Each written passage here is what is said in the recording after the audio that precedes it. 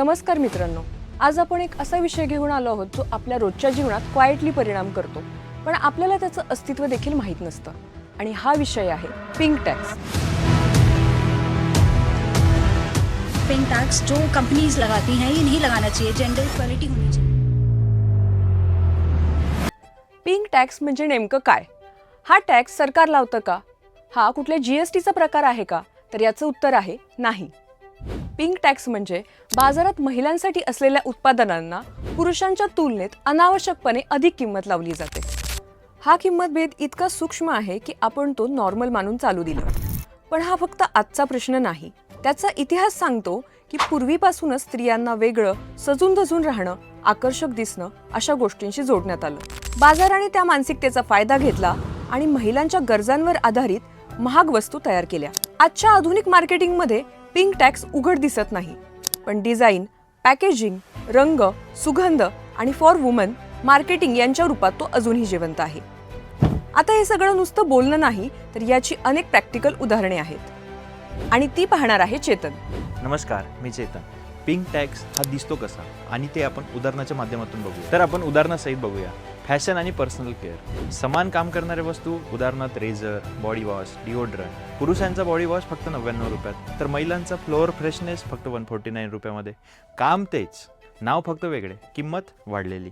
तर आपण दुसरं उदाहरण बघूया. स्वच्छता आणि हायजीन उत्पादने.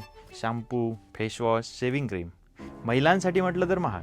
ब्रँडिंग, पॅकेजिंग, गुलाबी कलर. त्यामुळे खर्च वाढत नाही, पण किमती मात्र वाढतात. हे आपण या उदाहरणात बघतोय. तर आपण तिसरं उदाहरण बघूया. आरोग्य सेवा, हेल्थ केअर. हो, इथेही पिंक टॅक्स आहे.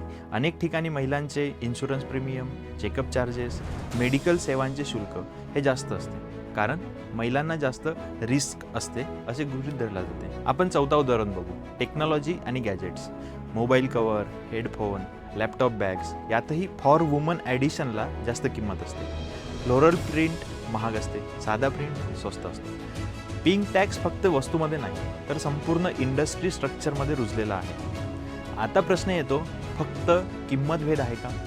नाही, ह्याचे समाजावर खोलवर परिणाम आहे आणि ते सांगणार आहे यशवंत. धन्यवाद चेतन.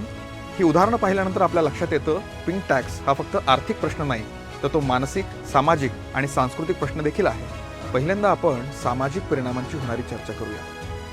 पिंक टॅक्समुळे समाजामध्ये असणारे लिंग पूर्वग्रह अजूनच गडद होतात की काय अशी भीती वाटते. कारण स्त्रियांसाठी वापरण्यात असणाऱ्या गोष्टी ह्या महागच असतात अशी धारणाच मुळात निर्माण केली जाते आणि त्याचा फटका स्त्री आणि पुरुष समानतेच्या या मानसिकतेवरती सुद्धा पडतो. ही सुद्धा गोष्ट आपण लक्षात घेतली पाहिजे. पिंक टॅक्सच्या होणाऱ्या मानसिक परिणामांची चर्चा करताना स्त्रीनं नेहमी सुंदरच दिसलं पाहिजे अशी अपेक्षा समाजाकडून नेहमी केली जाते. मग स्त्रीला सुंदर दिसण्यासाठी प्रोडक्ट्सही महागडे वापरावे लागतात आणि जर प्रोडक्ट्स तिचे महाग असतील तर त्यात कोणतीही गोष्ट गैर नाही अशी या पिंक टॅक्सची धारणा आपल्याला बघायला मिळते. परंतु सौंदर्य हे चिरकाल टिकणारं नसून ती गोष्ट स्त्रियांनी लक्षात घेतली पाहिजे याचाही अनेक तज्ज्ञ नेहमी उल्लेख करतात. सर्वात शेवटचं आणि महत्त्वाची यातली गोष्ट म्हणजे पिंक टॅक्सचे होणारे आर्थिक परिणाम.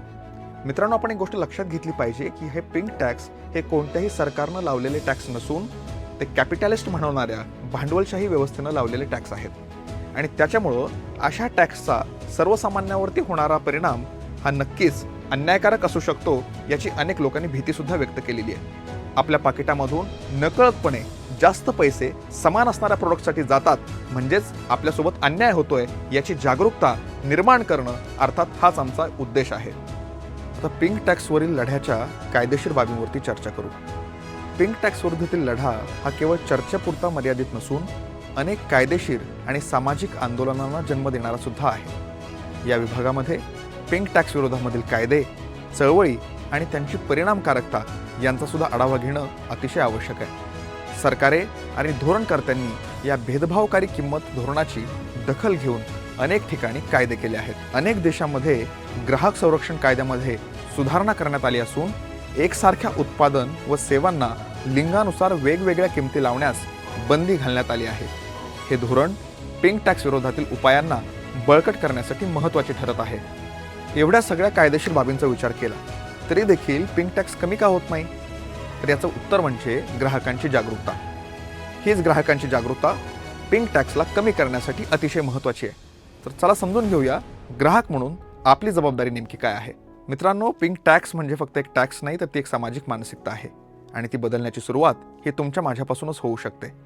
तर नक्की काय केलं पाहिजे म्हणजे हा पिंक टॅक्स कमी होईल? पहिला मुद्दा, तुम्ही किमतीची तुलना करा. दुसरा मुद्दा, तुम्ही प्रश्न विचारा. तिसरा मुद्दा, तुम्ही अनावश्यक ब्रँडिंगच्या मोहात पडू नका. चौथा मुद्दा, लिंगनिरपेक्ष पर्याय निवडा. समानता ही फक्त समाजातच नाही, तर ती किमतीतही असली पाहिजे, ही गोष्ट नक्की लक्षात ठेवा. चला तर आता आपण सर्वांनी मिळून पिंक टॅक्सच्या विरोधामध्ये एक पाऊल टाकूया आणि या जगाला अधिक न्याय्य, अधिक समताधिष्ठित आणि जागरूक जग निर्माण करूया. धन्यवाद.